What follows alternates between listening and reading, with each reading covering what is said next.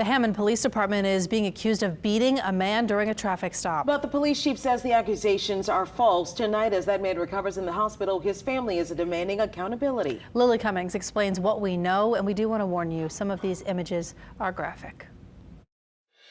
Bobby McCaskey's family says the 63-year-old is in the ICU following multiple surgeries. From the MRI reports, it showed that he had multiple strokes and his C-spine was crushed. The family doesn't know exactly what happened before they found him in the hospital the night of February 10th.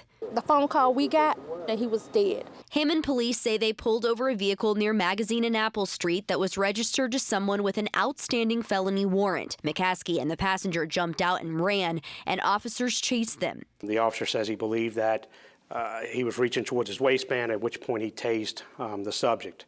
Upon tasing the subject, it was Bobby McCaskey.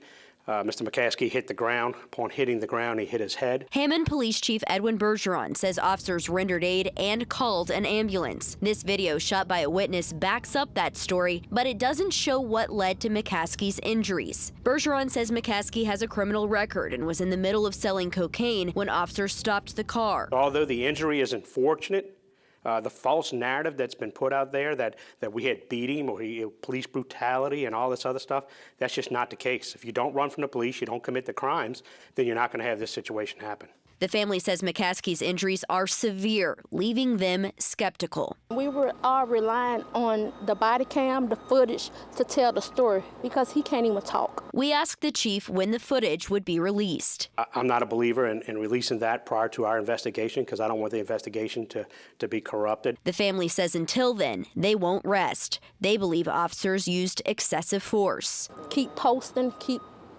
telling his story, keep giving the diagnosis and his progress from if it take 6 months, a year, 2 years, we up for the challenge. In Hammond, Lily Cummings, WWL, Louisiana.